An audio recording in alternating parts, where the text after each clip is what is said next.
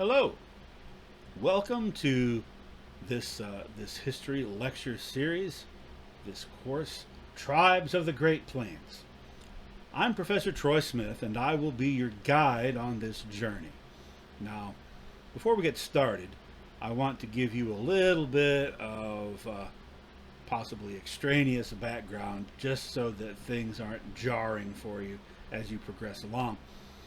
I first taught this course in the spring semester of 2020.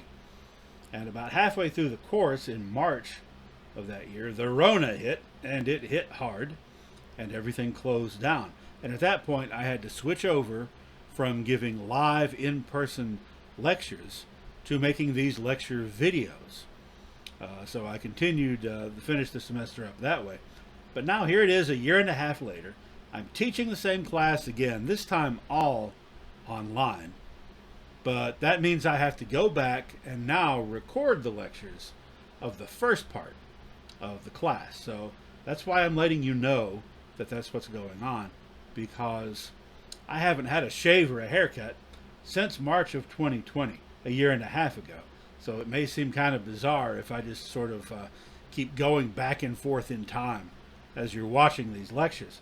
Or you could choose to look at it that as a historian, I exist beyond the constraints of time, outside and beyond those temporal concepts that mere mortals have to adhere to. But that's not really it. I just haven't shaved. So now that we got that explanation out of the way, let's get started. First, though, let's have a brief discussion about nomenclature, terminology, about names. Now, is the appropriate term to use American Indian, or Native American, or Indian, or Native, or Indigenous? And I think that, generally speaking, the correct answer is yes, depending on maybe the circumstance. Now, American Indian was the term that was in use from, the time of Columbus, though it was in Spanish then, Los Indios, because Columbus basically got lost, right? Thought that he was in the Indian Ocean when he was half a globe away. And so that kind of stuck. It still stuck. Islands in the Caribbean are still referred to as the West Indies, by the way. So American Indian was the term for centuries until the 1960s, the late 1960s. The term started to be used Native American, but it didn't really catch on really until the early 80s. And since then, that has become the most commonly used term in the United States. And the reasoning there is that American Indian is potentially offensive because it is extremely inaccurate, because the people who are indigenous to the Americas are not Indian.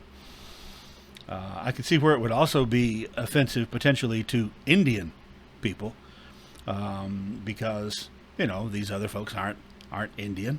We're talking about not American Indians, but Indian Americans there.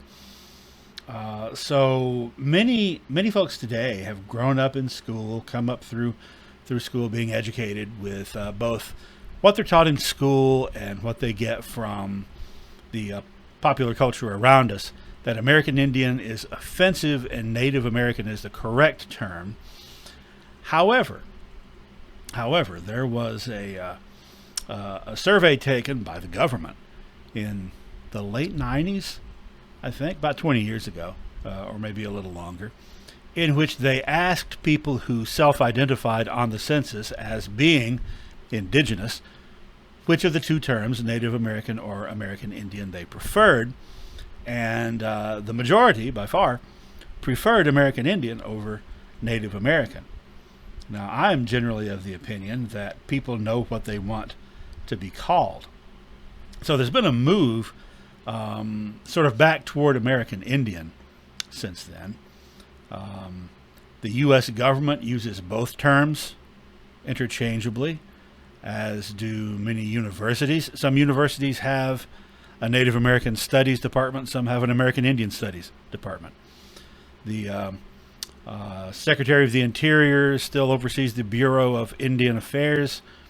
Washington, D.C. is the home of the Museum of the American Indian. However, again, with the however, just because the majority of Native people, of indigenous people, prefer Indian over Native American, doesn't mean everybody does. That means that there's a sizable minority who do not. And I personally know many indigenous people, many friends of mine, who absolutely do not like the term Indian. And they will correct you. And I know just as many who are either okay with or prefer Indian over Native American. So what I like to do is kind of change it up. Sometimes I'll talk about Indians or American Indians, sometimes Native American, sometimes Native American Indian. Sometimes I just say indigenous. If I'm talking to someone whom I know is offended by the term Indian, then I don't say it. If I know that that's the case. But when I'm talking to a broad audience, I tend to sort of like mix it up. Now, most Native people actually would prefer to be called by the name of their tribe or nation, right? Because they're not all the same. They're not all alike culturally or linguistically. And that comes down to the issue of sovereignty, which we'll be talking about a lot later as well. Each of these groups is, from their perspective, an autonomous, sovereign people that want to be able to rule themselves. So that tribal identification is what is more important, but it's still necessary sometimes to refer to Native peoples as a group when you're talking, about law, for example, or treaties or so forth. So I just wanted to get that out there because a lot of times when I'm, out there in the world interacting with people, and I say that I specialize in American Indian Studies, sometimes non-Native people will look at me like, you racist pig. And I just wanted to let you know that all those terms are acceptable overall, generally speaking, but it differs from individual to individual. So I'll be using all of those terms in this class.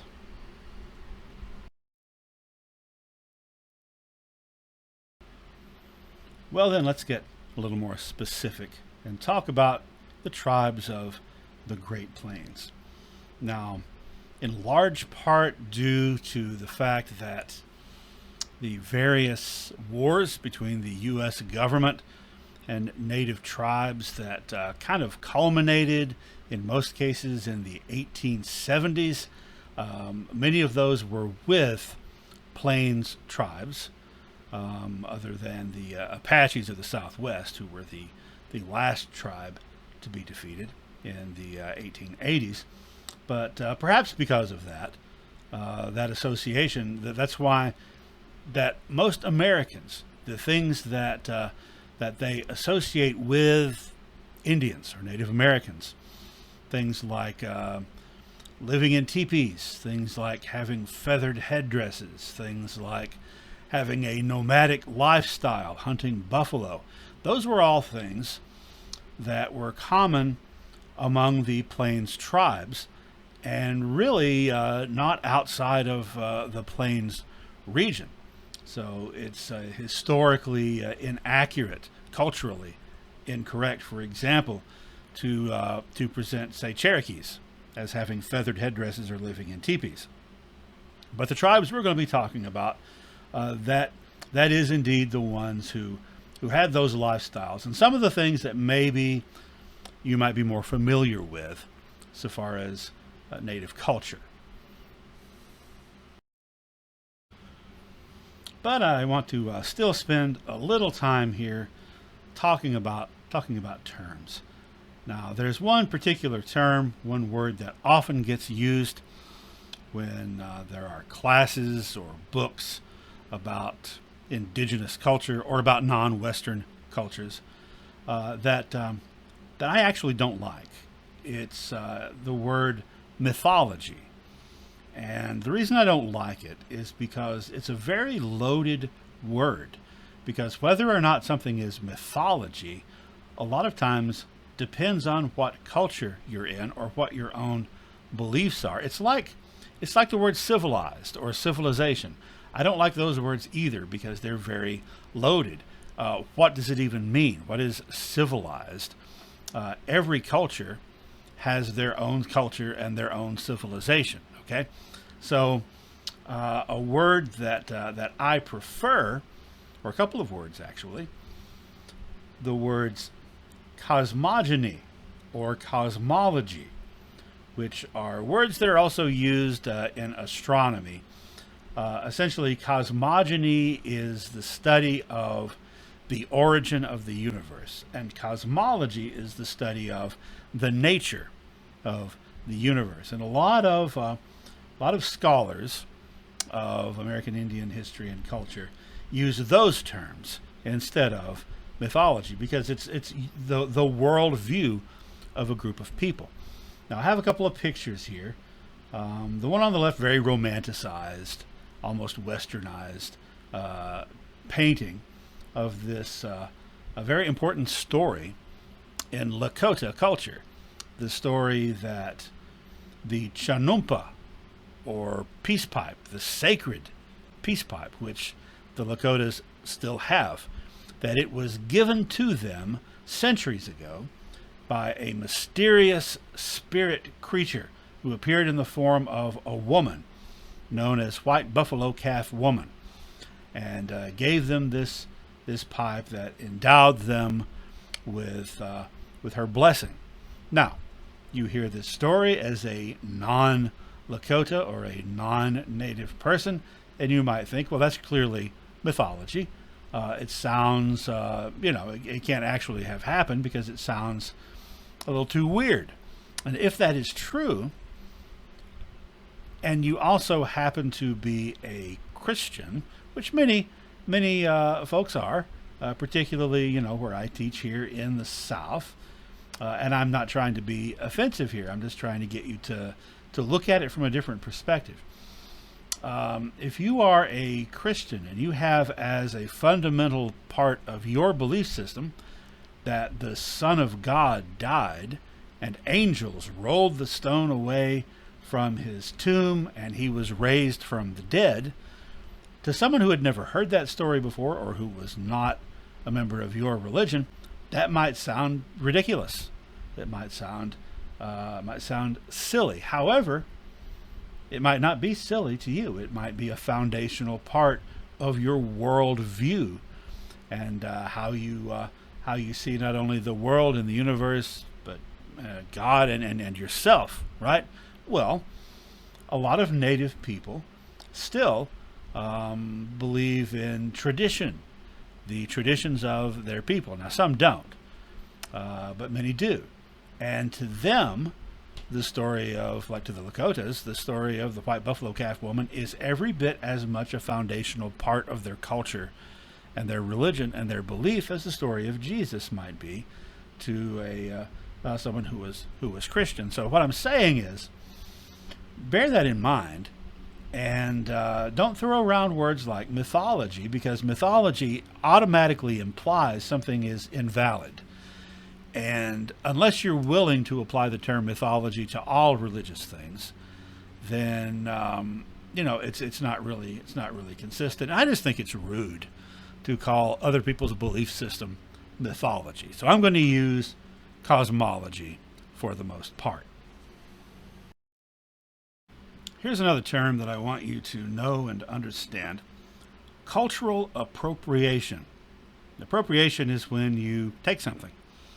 Cultural appropriation is when you take part of someone else's culture without permission, and you just use it as though you had every right to use it as you saw fit. Now, the problem with this, with indigenous culture, is that it's, in some ways, it's almost like adding insult to injury, because having taken away the land and sovereignty of native peoples,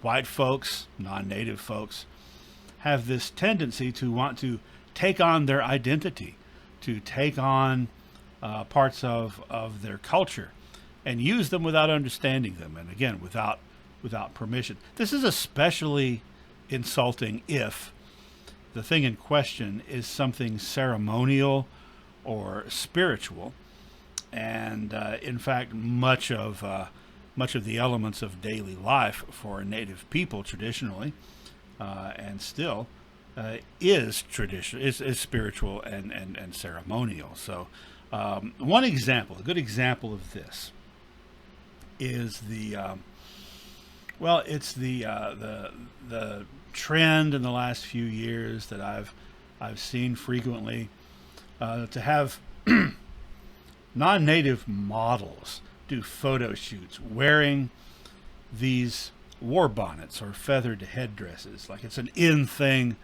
to do in the 2020s for some reason. This is really insulting to members of those tribes of the Great Plains where this type of feathered headdress was used. And that's because it has a deep spiritual significance. It's not just a hat that someone makes. These headdresses were given to people who had showed great courage and had done great service for their community, for their tribe. And each feather represented either an act of courage or an act of giving of some kind. And so it's something that's accumulated over a lifetime and is accorded great honor and respect. And just to have people willy-nilly wearing these things, it would be like if someone made a hat made out of purple hearts. If you were Catholic, if someone had a mitre, the Pope's hat, and festooned it with purple hearts and then danced around in it, you might be offended, and that's why that this particular item, in this particular case, it's especially offensive. But things that sort of fit that idea of just taking culture, practicing, for example, indigenous ceremony and ritual when you're not a member of that tribe, nor have you been invited to participate in something by a member of that tribe. That's appropriation. That's just taking. Now, a related term to know is this one, washichu. It's a Lakota word. It's the Lakota word for white people. And it doesn't mean the color white. It literally means grabs the fat. Now, what does that mean? That's the idea is if someone is a guest in your teepee, then you are supposed to be a good host, right? And you're supposed to offer them the best of your food. And if they are polite, what they're expected to do is to decline the best, but instead take the least, because that's humble and polite. A washichu grabs the fat. That is, they just come in and they take the very best in a very rude and obnoxious manner. And the Lakotas felt like that describes white people really well. Now, for me, I like to visualize this whole thing by thinking about if you were invited into someone's home. Now, it's not a member of your close family. It's not your best friend. It's an acquaintance. And they invite you into their home. You do not, right away, first thing, without saying a word, go straight to their refrigerator and start digging through it and taking what you want. That is extraordinarily rude. What you do is you wait for something to be offered to you, and you graciously accept whatever is offered. But so many times in European/white American interaction with Native people in the past and even in the present, there's this feeling of of having the privilege, I guess you could say, of just taking what you want with no regard.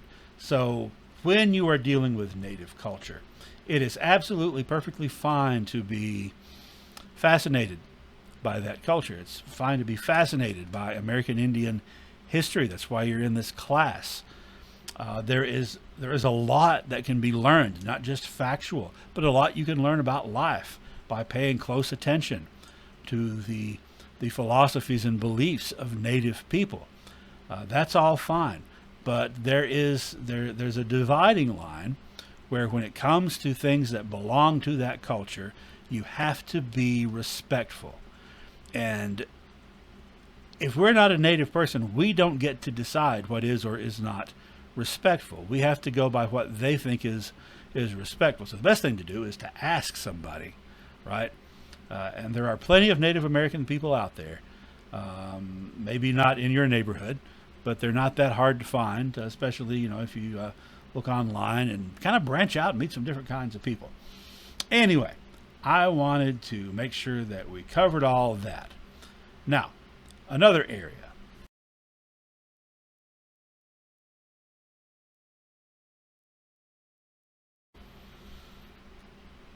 Another word that I want you to learn is this one, autonym. An autonym is a people's name for themselves.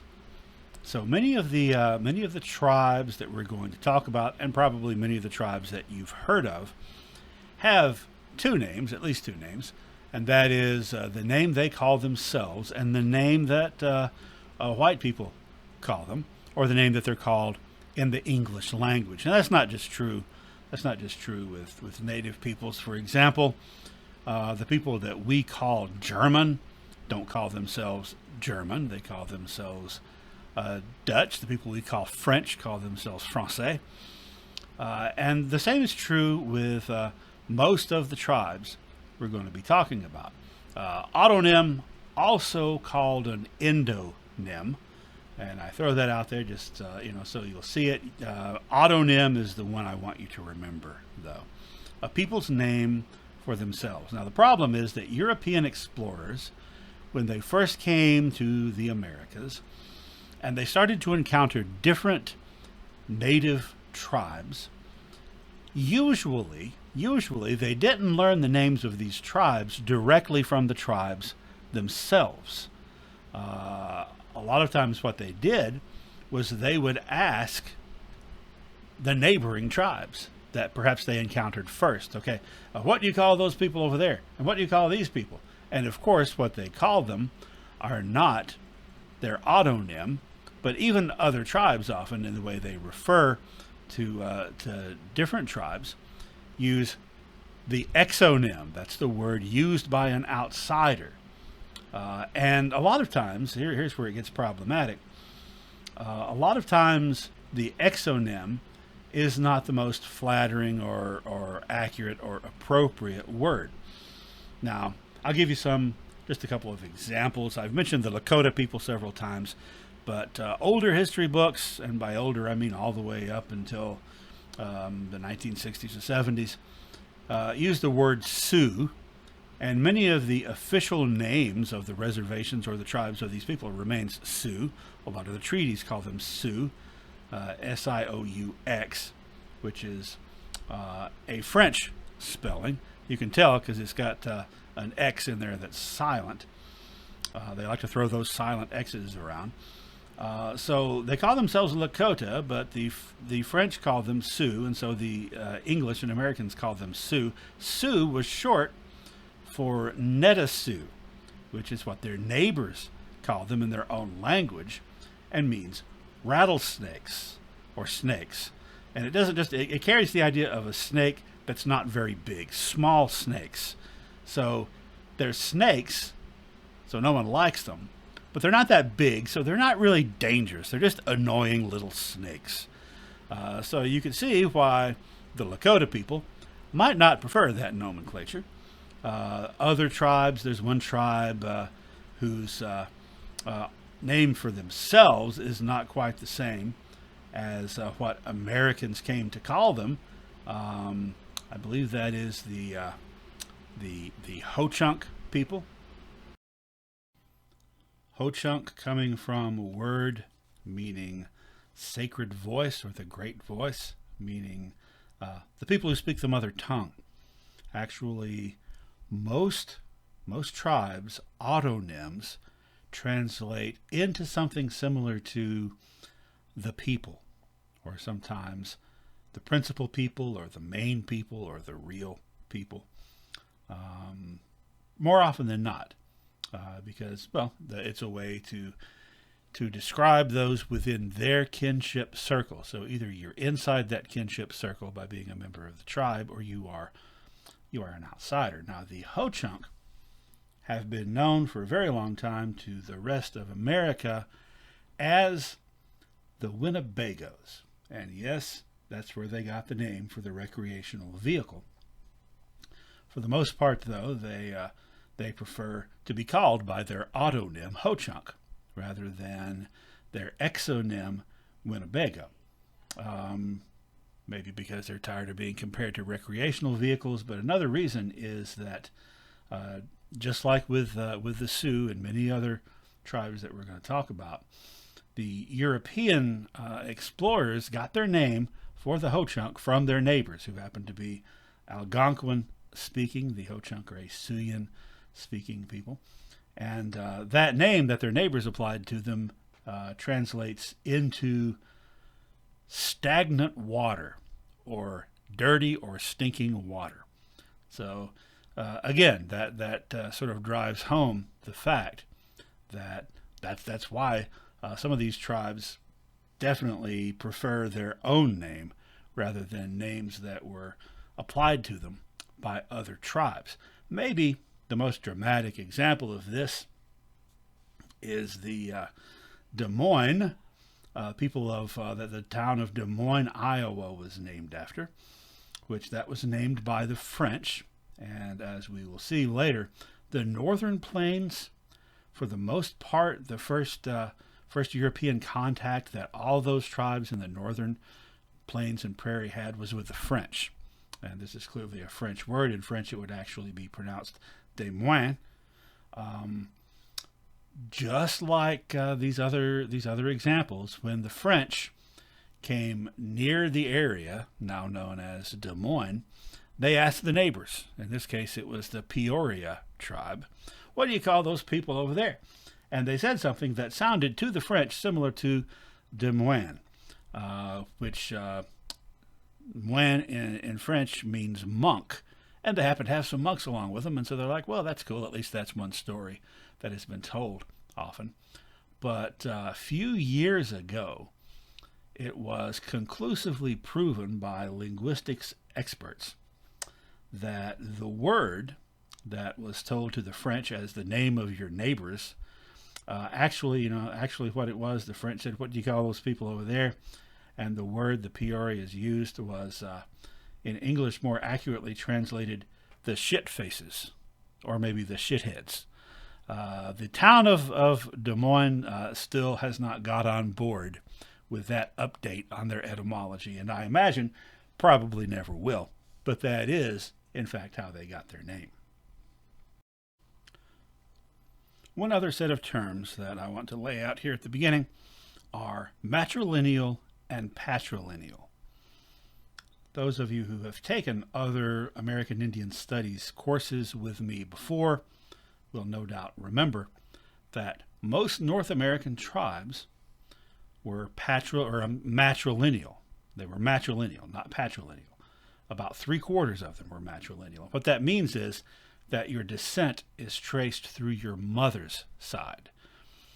Europeans, on the other hand, were patrilineal, tracing descent through the father's side, passing on the father's family name and stuff like that. But among 75% roughly of North American tribes, what clan you belong to, and beyond that, what tribe even that you belong to, depended on who your mother was. Whatever your mother was, that was your clan affiliation or your tribal affiliation. But again, that's 75%, that's the majority. But that means that there were about 25% who were therefore patrilineal. descent being traced through the father. Now, most tribes in the American Southeast were matrilineal.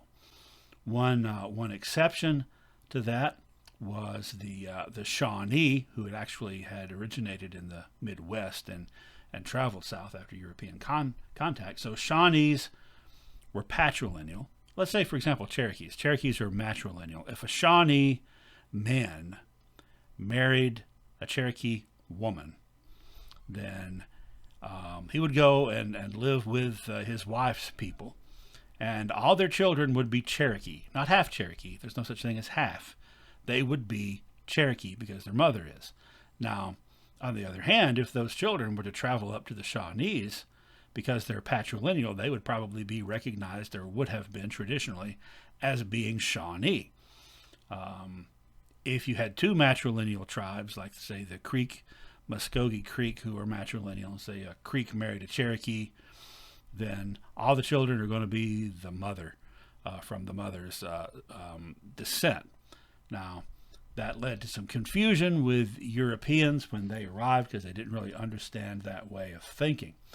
Now, I want to point out that the tribes of the Great Plains had a disproportionately large number of tribes that were patrilineal. Probably as many, if not more, Plains tribes were patrilineal as matrilineal. I actually have some theories about why that is that I'll probably get into much later on. But for now, bear in mind that throughout the North American continent, the norm, if there was a norm, the majority, matrilineal, and the minority patrilineal. But among the Plains tribes, quite a few patrilineal. That includes the Sioux and their various divisions, the Lakota, Dakota, and Nakota. It also includes the Kiowa. It includes the Comanches and various others. All right, well, now that we've laid that out, all of those terms, maybe one really big term we should think about is plains. Exactly what does that even mean, especially in this context?